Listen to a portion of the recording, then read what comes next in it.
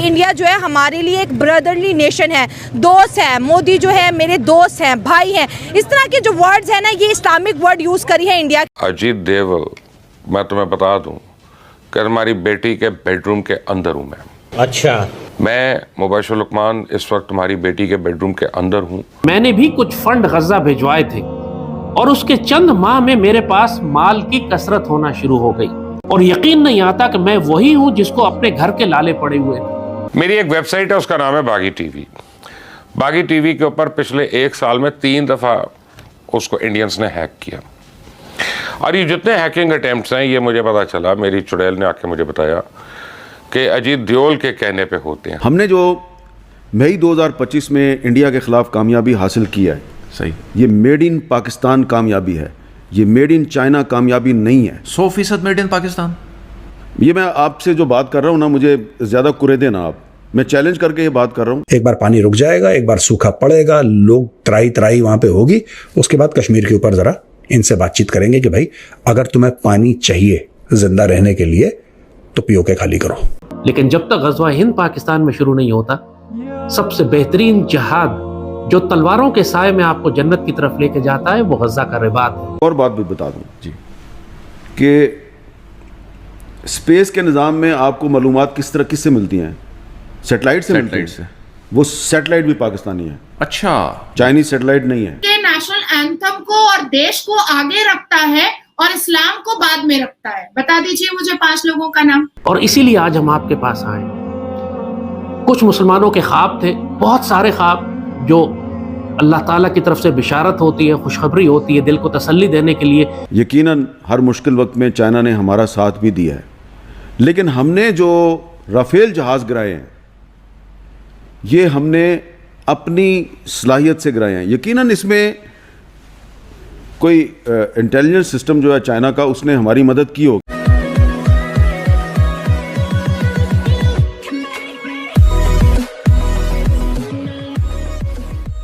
नमस्कार दोस्तों, अब यहाँ पर बात हो रही है अजीत डोवाल के बारे में कि अजीत डोवाल जो है वो पाकिस्तानियों के ऊपर डिजिटल स्ट्राइक करवाते रहते हैं।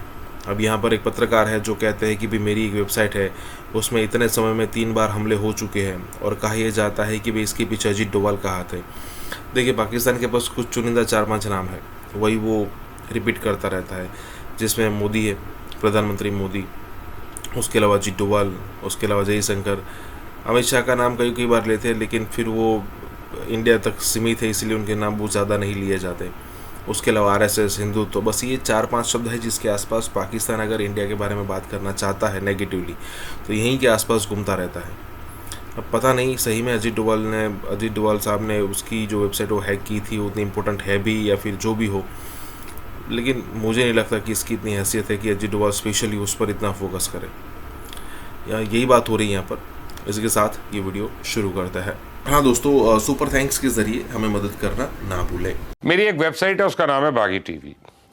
बागी टीवी के ऊपर पिछले 1 साल में 3 दफा उसको इंडियंस ने हैक किया और ये जितने हैकिंग अटेम्प्ट्स हैं, ये मुझे पता चला, मेरी चुड़ैल ने आके मुझे बताया कि अजीत देओल के कहने पे होते हैं। ख़ास तौर पे वो पिन पॉइंट करता है कि किसको हैक करना है, किसको टारगेट करना है, किसको क्या करना है।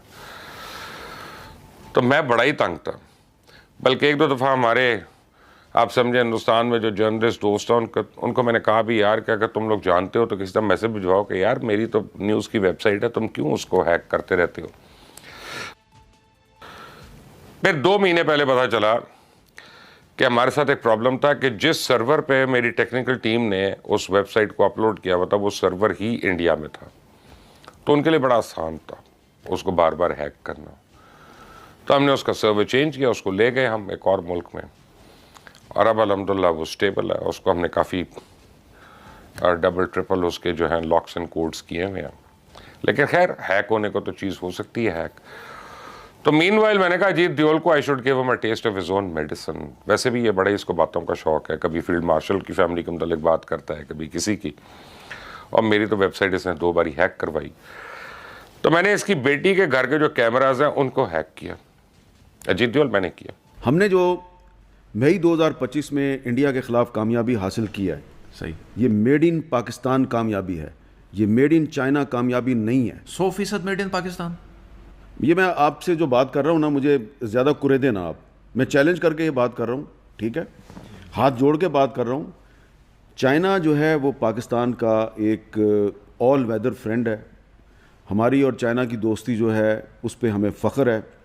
यकीनन हर मुश्किल वक्त में चाइना ने हमारा साथ भी दिया है, लेकिन हमने जो राफेल जहाज़ गिराए हैं ये हमने अपनी सलाहियत से गिराए हैं। यकीनन इसमें कोई इंटेलिजेंस सिस्टम जो है चाइना का, उसने हमारी मदद की होगी, सही, लेकिन भाई जो पायलट बैठे हुए थे पाकिस्तानी जहाज़ों में, वो कौन थे? पाकिस्तानी थे ना। पाकिस्तानी थे। उन पायलट्स को जो साइबर कमांड सिस्टम और स्पेस कमांड सिस्टम से जो उनको मालूमात मिल रही थी, वो कौन दे रहा था? पाकिस्तानी। पाकिस्तानी दे रहे थे। एक और बात भी बता दूं जी, कि स्पेस के निज़ाम में आपको मालूमात किससे मिलती हैं? सेटेलाइट से मिलती हैं। सैटेलाइट से।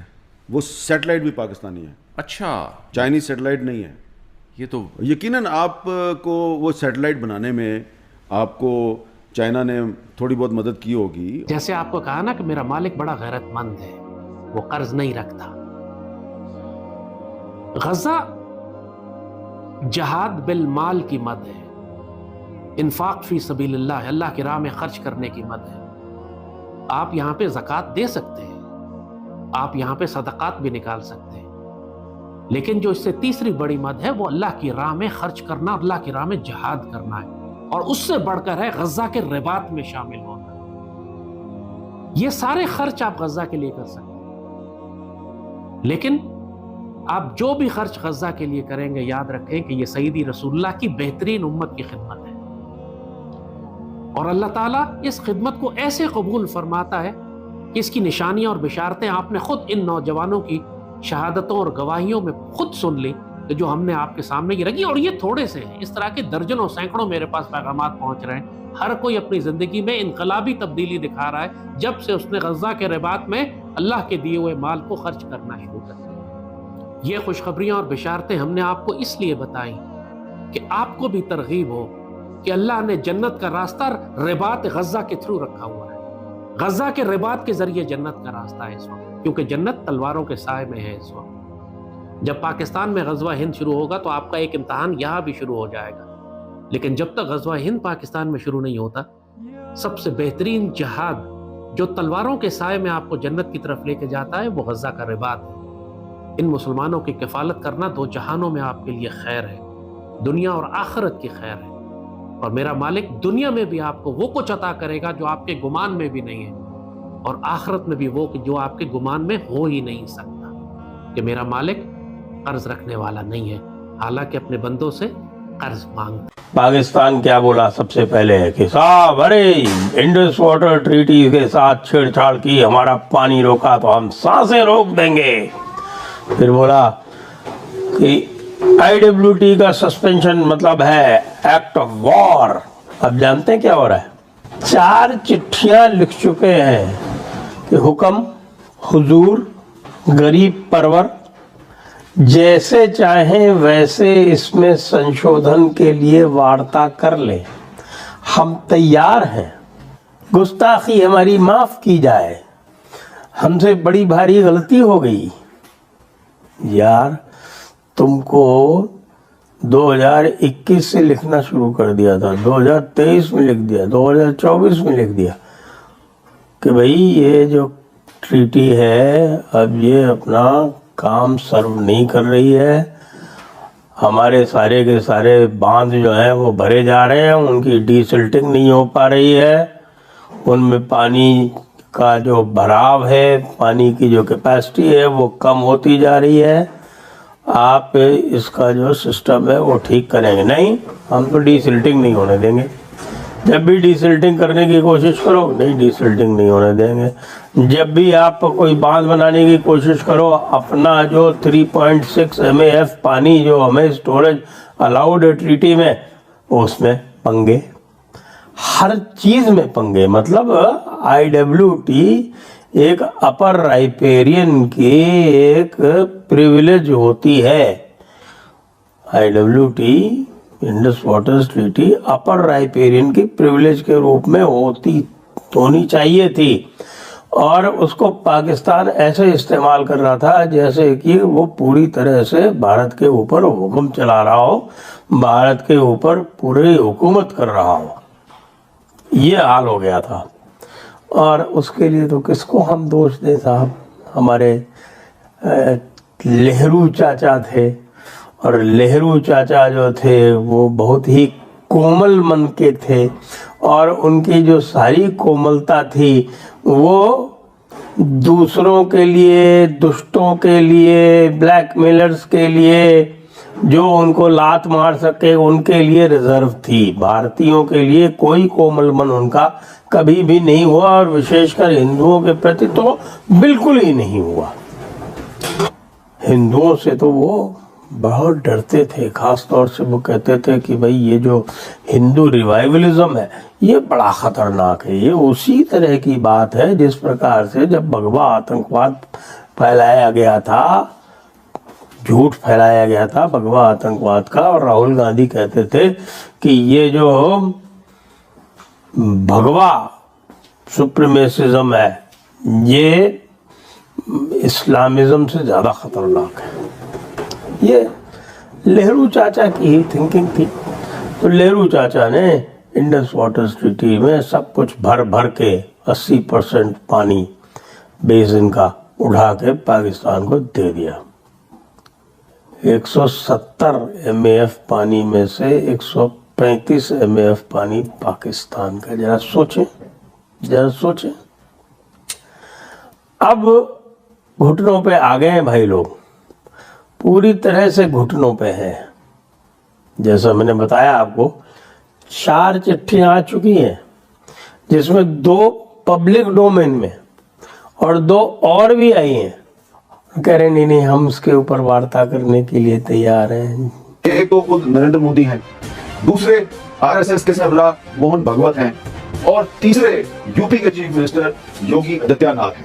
ये तीनों जो हैं इनके बारे में पाकिस्तान के पास इतनी एविडेंस मौजूद है कि जिसके जरिए इनको यूएन डेजिग्नेटेड टेररिस्ट डिक्लेयर करना कोई मुश्किल नहीं है, क्योंकि इन्होंने सिर्फ मुसलमानों के खिलाफ नहीं, क्रिश्चियंस के खिलाफ भी बयान दिए हैं। इन्होंने सिर्फ मुसलमानों की मसाजिद पर हमले नहीं किए, इन्होंने क्रिश्चियंस के जो गिरजाघर है उन पर भी हमले किए हैं। इन्होंने सिखों के खिलाफ भी इन्होंने स्टेट स्पॉन्सर्ड टेररिज्म किया है। इसके अलावा जो मोहन भागवत हैं, जो आरएसएस के चीफ हैं, वो ये कहते हैं कि भारत में पैदा होने वाला हर शहरी जो है वो हिंदू है, भारत का हर सिटीजन जो है वो हिंदू है। इसका मतलब ये है कि भारत में कोई मुसलमान नहीं है, कोई क्रिश्चियन नहीं है, कोई सिख नहीं है, बल्कि सब हिंदू हैं। और आरएसएस जो है वो इन सब को कन्वर्ट करना चाहती है, इन सब को जबरदस्ती फोर्सफुली हिंदू बनाना चाहती है। और इनका जो मुख्तलिफ मज़ाहब के लोगों को फोर्सफुली हिंदू बनाने का जो प्रोग्राम है उसका नाम है घर वापसी प्रोग्राम। तो ये जो घर वापसी प्रोग्राम है ये आरएसएस के सरबराह मोहन भागवत को टेररिस्ट डिक्लेयर करने के लिए काफी। तुलसी गबार्ड इज फर्स्ट हिंदू जो कि अब प्रेसिडेंट डोनाल्ड ट्रंप की इंटेलिजेंस को हेड करेंगी। ब्रह्मोस ने पाकिस्तान को पानी पिला दिया, चीन ने बोल दिया ऐसे एडवांस वेपन्स हमसे ना रुक पाएंगे। अब दोस्तों ब्रह्मोस के पॉपा आने वाले हैं, जी हाँ, और ये पॉपा वॉर भी रुकवा देंगे, क्योंकि जब ये चलेगा तो पाकिस्तान ऐसे ही घुटने टेक देगा। प्रोजेक्ट विष्णु नाम से ही दर्द होने वाला है कई लोगों को, but in any case project Vishnu is going to be this huge missile test, hypersonic. लोग बोल रहे थे ब्रह्मोस के पीछे भी करेंगे, तो वो भी चल रहा है, ये भी चल रहा है। भारत क्या करने जा रहा है? तकरीबन 30,000 करोड़ रुपया 30,000 करोड़ रुपए की प्रोक्योरमेंट जो है, यानी कि खरीदारी भारत करने जा रहा है। देख रहे हैं भोलारी और ऐसे न जाने कितने एयर बेसेस हैं, वहां पे ब्रह्मोस ने क्या दुर्गति की है। दोस्तों ब्रह्मोस जब चला तो चाइना के HQ-9 HQ-16 सोते हुए पाए गए, और उसके बाद चाइना ने क्या बोला, हमने तो कहा ही था ये ब्रह्मोस नहीं रोक पाएगा, ये तो बड़ा एडवांस्ड है। ऐसे कई देश हैं जो भारत से टेक्नोलॉजी खरीदना चाहते हैं। कुछ ऐसी विदेशी कंपनीज हैं जो कह रही हैं कि हम भारत के साथ कुछ खास बनाना चाहते हैं। इसका जो ट्रैजेक्टरी है it can manoeuvre with that. अगर कोई इंटरसेप्ट करने का कोशिश करे, it can actually manoeuvre across that. देखिए ये एक बहुत इंपॉर्टेंट डिपार्टमेंट है। इस डिपार्टमेंट, ये जो इंटेलिजेंस की हम बात करें, यहां तक मैंने पढ़ा कि अब वो एक खातून को, तुलसी को, वो एजेंसीज के ऊपर बिठा रहे हैं। पहलगाम हमले के बाद भारत ने जारहाना अंदाज बदला नहीं है। जयशंकर का जो रीसेंट बयान आया है, उन्होंने पाकिस्तान के अंदर हमले की धमकी दी है। जंग का खतरा मौजूद है और भारत के अगर बस में हो तो वो हम पर अब तक हमला कर चुका होता। बिलावल भुट्टो की कोशिश है कि वो उसको इतना पंप करे कि डोनाल्ड ट्रंप फूल के कुप्पा बन जाए। डोनाल्ड ट्रंप भारत को अमन की मेज पे ले आएगा।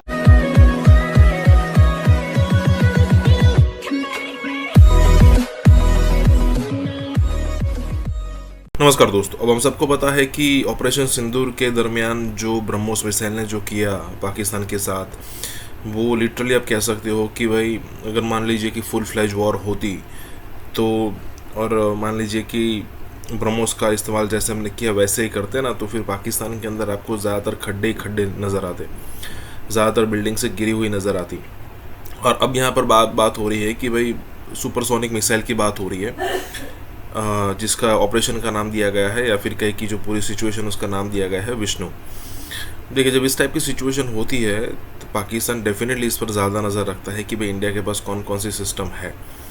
और अगर आप देखो पिछले 2-3 सालों से तो इंडिया कई सारी चीज़ों में आत्मनिर्भर हो रहा है।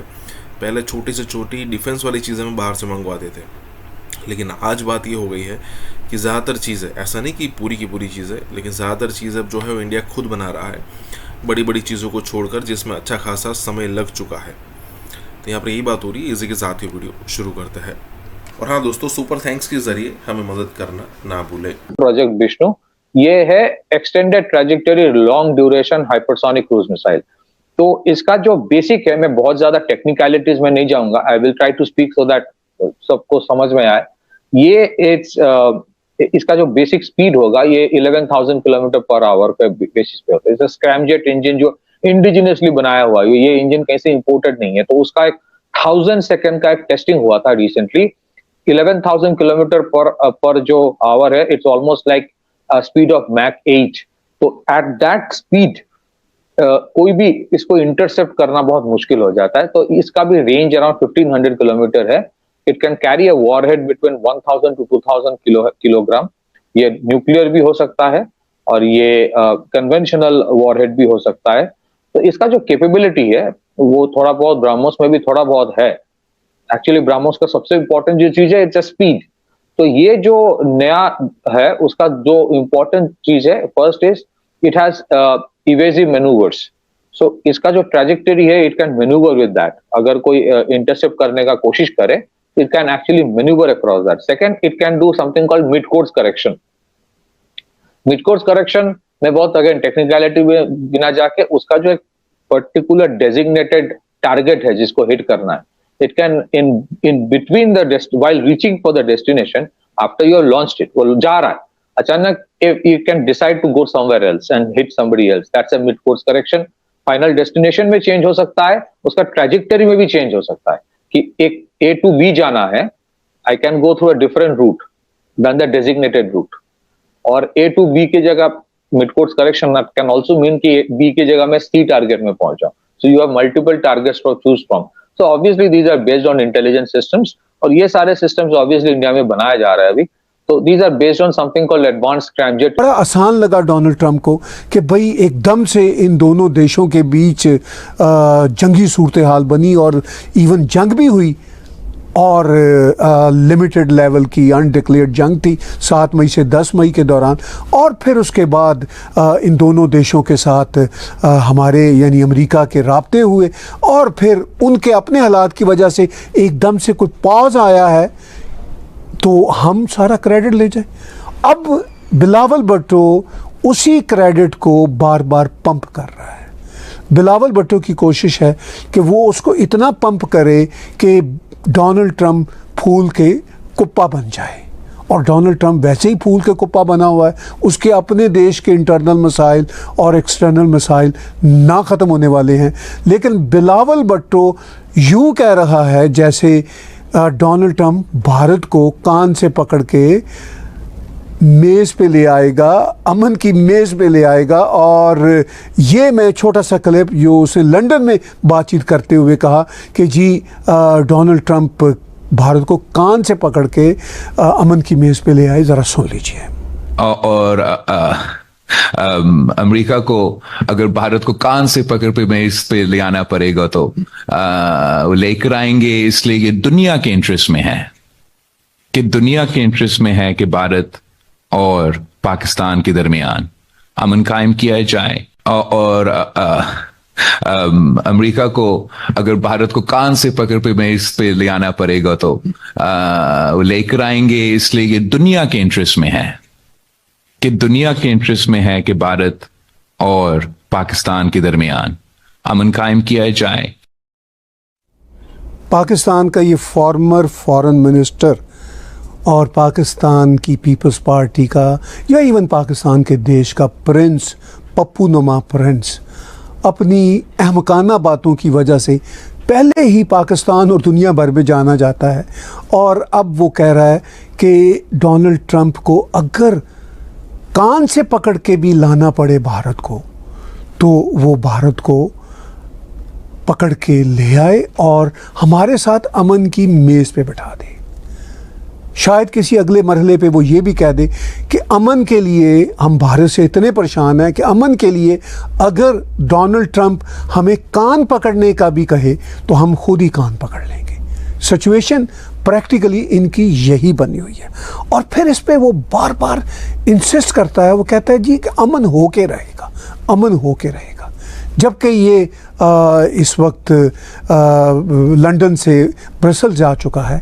तो ब्रसल्स में ही कल भारत के फॉरेन मिनिस्टर जयशंकर जी भी थे और उन्होंने यूरोपियन यूनियन की one of the top leaders के साथ एक प्रेस कॉन्फ्रेंस भी की। उनसे जब सवाल किया गया कि भारत पाकिस्तान के मामलात पे भारत का अब क्या रद्द अमल है, तो उन्होंने कहा कि हम पाकिस्तान को नहीं डील कर रहे, हम टेररिस्तान को डील कर। लेकिन rest of the country is basically telling Bangladesh get lost, हमको कोई फर्क नहीं पड़ता है। और आफ्टर ऑल वो दिन भी इनफैक्ट आना शुरू हो गया है जब इन्हें निकाला जाएगा। कल रात इस गुडी सीन में अचानक ट्विस्ट ले आए और रूस के करीब एटमी आबदोजे तैनात करने का ऑर्डर जारी कर दिया। रशिया ने अपने न्यूक्लियर सबमरीन फ्लोरिडा के पास भेज दिए थे। उसके अलावा कुछ एक Indian ships were near the Sweden border. So now people are observing in India.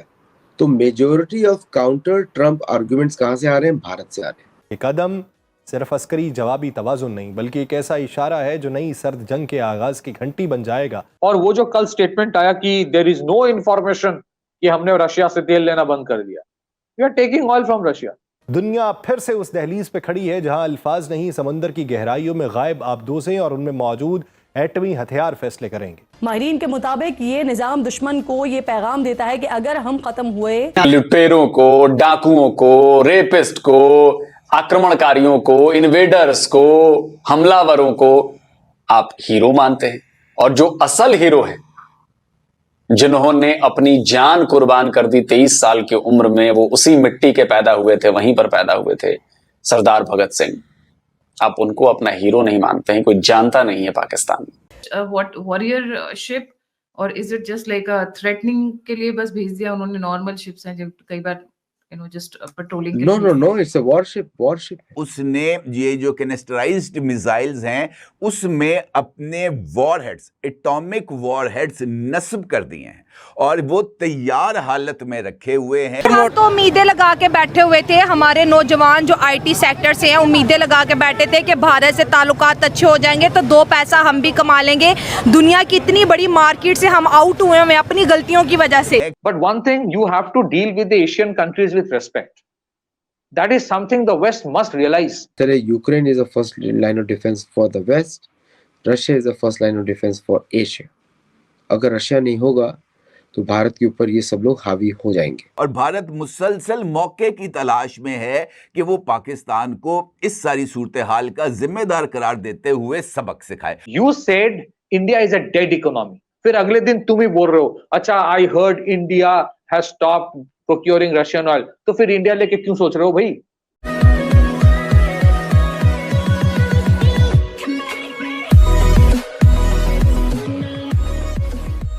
नमस्कार दोस्तों। अब अमेरिका जो है ना वो इंडिया को इसीलिए सहता था क्योंकि उसको ऐसा लगता था कि भी इंडिया जो है वो चाइना के पाले में ना चला जाए। अब इस टाइप की सिचुएशन में इंडिया जाए ना जाए, जो भी सिचुएशन हो, लेकिन ये बात तो थी कि भाई इंडिया जो है वो हर तरीके से बेनिफिट लेता था। अभी सबको दिखता भी था कि इंडिया चाइना से भी अपना बिजनेस कर रहा है, रशिया से भी कर रहा है, यूएस से भी कर रहा है, सबसे कर रहा है और अपना बेनिफिट देख रहा है। अब ये चीज़ अमेरिका को बिल्कुल भी पसंद नहीं आ रही थी, लेकिन वो कर कुछ नहीं पा रहा था। लेकिन डोनाल्ड ट्रंप का पिछले दिनों अगर आप देखो तो फ्रस्ट्रेशन उस लेवल पर हाई हो गया कि भाई इंडिया सारी जगह पर ये कर रहा है और हम उसको कुछ नहीं कह पा रहे हैं। ट्रंप ने प्रेशराइज करने की कोशिश भी की कि भाई आप रशिया से ऑयल परचेज ना करो, तो इसलिए अगर इंडिया रशिया से ऑयल परचेज नहीं करता तो कहाँ से करेगा? ऑब्वियसली यूएस से कर सकता है या फिर दूसरे यूएस फ्रेंडली कंट्री से कर सकता है, तो उसमें हमें पेमेंट ज़्यादा करना पड़ेगा। साल के तकरीबन 25 से 30 बिलियन डॉलर हमें ज़्यादा देने पड़ेंगे। तो अब जैसे ही ट्रंप ने ये सारी चीज़ें की, इंडिया ने मना कर दी। अब सिचुएशन ये हो गई है कि भाई डोनाल्ड ट्रंप भाई साहब फंस गए हैं। इसी के साथ ही वीडियो शुरू करते हैं। हाँ दोस्तों, सुपर थैंक्स के जरिए हमें मदद करना ना भूलें। So eventually the Americans are, I'm sure there are parallel negotiations going on that, listen, we do need each other. India ने कभी ये तो नहीं कहा कि हमें अमेरिका की जरूरत नहीं है, but one thing you have to deal with the Asian countries with respect. That is something the West must realize. आप एशिया को अभी भी नीचे स्तर पे देखते हो। So with India, no one says कि इंडिया की किसी की जरूरत नहीं है, हम ही है और किसी की जरूरत, ऐसा नहीं है। But the moment you call somebody's economy a dead economy, वो फिर बोल रहा है ना मैं तो थर्ड लार्जेस्ट बन जाऊं। अब कोई डेड इकोनॉमी थर्ड लार्जेस्ट नहीं बनता है ना। That means, and second, imagine you said India is a dead economy, फिर अगले दिन तुम ही बोल रहे हो अच्छा I heard India has stopped procuring Russian oil, तो फिर इंडिया लेके क्यों सोच रहे हो भाई? अगर इंडिया डेड इकोनॉमी है तो क्यों सोच रहे हो? रशिया से तुमने कहा कि they can take the dead economies to whatever, उसने तो रशिया से हम तेल ले, रशिया को हम तेल दे, तुम्हें क्या मतलब? You are not yourself convinced with what you are saying. और रशिया से अभी भी रशिया से एटलीस्ट 3 to 4 बिलियन डॉलर का सामान अमेरिका खरीदता है, ये सैंक्शंस के बावजूद। So what is the problem Adi? I am telling you. और ये जो कल का स्टेटमेंट है, no mention of America, no mention of Trump, no mention of any other country. Modi ji ने सिर्फ कहा कि we have to become the third largest economy और जहां इंडियन कंट्रीब्यूशन है उसी चीज को खरीदो, बस। मतलब I am not giving importance to you. इनका प्रॉब्लम है कि यार हमें इंपॉर्टेंस नहीं दिया जा रहा है। That is the thing and that is how it will be. वो आप देखेंगे पैरेलल नेगोशिएशंस इन लोगों ने शुरू कर दिया है कि ठीक है, that happens from White House time to time, but let's not rock the cart, let's go as it is. क्योंकि उनको भी पता है there are areas of convergence. उनके साथ चाइना का ट्रेड हमसे कई गुना ज्यादा है, बट हमारे साथ जो उनका कन्वर्जेंस ऑफ इंटरेस्ट है वो चाइना के साथ उनका है नहीं। So they have to figure out what they want. We are very clear. हम रशिया से तेल इसलिए नहीं लेते हैं कि we want to decide the outcome of Russia Ukraine war. हम रशिया से तेल इसलिए लेते हैं because it's come a little cheaper, because the supply is secure. और हमारे 150 करोड़ लोगों की एस्पिरेशंस फुलफिल करना है, I have to think about cost. हाँ, जिस दिन दुनिया भर में डॉलर की तरह मैं रूपी छाप के करूंगा उस दिन मैं सोचूंगा नहीं कहां से ले रहा हूं, but today I have to think. तो ये जो होता है ना कि कोई देश अपना कोड इंटरेस्ट नहीं देखेगा, they will only think about America. ये जो ट्रम्प का परसेप्शन है, that is taking them down. Is it a warrior ship or is it just like a threatening के लिए बस भेज दिया उन्होंने? नॉर्मल शिप्स हैं जो कई बार just पेट्रोलिंग के लिए। नो इट्स अ वॉरशिप है। इंडियन नेवी की बात कर रहे हैं आप? मैं इंडियन नेवी में अमेरिकन शिप जो पहुंचा है अमेरिकन न्यूक्लियर सबमरीन है इसका, Ohio class. So he is trying to threaten Russia. He is not just sent on patrolling. He is trying to threaten Russia, especially after the statement. Yes. Statement के बाद भेजा है ना, तो threaten कर रहे हैं। स्टेटमेंट के बाद भेजा है बिकॉज मेडवेडेव का स्टेटमेंट था डेड हैंड।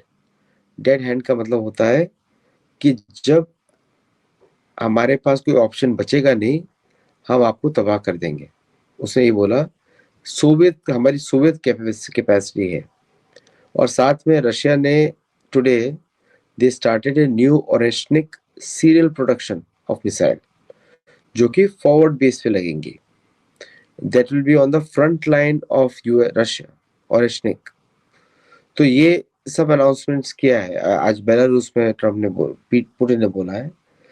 तो इसको आप दूसरे तरीके से देखिए, अगर आप देखना चाहते हैं इसको ऐसे समझिए कि ये सारे जो इंसिडेंट्स हो रहे हैं एक साथ साइमल्टेनियसली मिलिट्री इंसिडेंट्स हो रहे हैं कि वो इसलिए हो रहे हैं कि अगर वॉर छिड़ता है कहीं पर भी किसी भी तरह से, American president can immediately cancel all debt, इसको जीरो कर सकता है अमेरिकन प्रेसिडेंट। ओके, तो इमरजेंसी पावर्स बहुत ज्यादा होती है, emergency powers are more than the regular powers. तो अमेरिकन प्रेसिडेंट ऐसे डिसीजन ले सकते हैं। अब जो ओहायो क्लास सबमरीन्स हैं, they are known for quietness and attack. ये बैलिस्टिक मिसाइल सबमरीन्स होती हैं। Los Angeles class are the attack submarines, जो कि the difference then ballistic and this. So Ohio class submarines जो है, they are very big in size, they carry long range missiles और उसमें credible deterrent होता है। Each missile submarine carries up to 16 nuclear missiles. तो 2 लगी हैं तो 32 है वहां पे। प्लस अमेरिका ने छोटे छोटे बॉम्ब्स भी, जो आलू बॉम्ब होते हैं जिनको मैं बोलता हूँ मजाक में, सारे आलू बॉम्ब बिखेर दिए पूरे यूरोप में। और पाकिस्तान में तो पहले से थे, बट यूरोप में, जर्मनी में, ईस्टर्न यूरोप में ग्रीस के पास और यूके में हर जगह B-61 air drop tactical bombs होते हैं, वहाँ पे भेजे। सो रशिया का रिस्पॉन्स तो यू ऑल नो, हम लोग सबको मालूम है कि Russia is the first line of defence for Asia. जिस तरह Ukraine is the first line of defence for the west, Russia is the first line of defence for Asia. अगर Russia नहीं होगा तो भारत के ऊपर ये सब लोग हावी हो जाएंगे। We all know that also. तो यहाँ पे एक तरीके का what I am seeing is, Bharat तो अपनी सिक्योरिटी के बारे में be very active on this one. तो भारत के पास भी वो सारे टूल्स हैं जो उसको प्रेशर में यूज कर सकते हैं।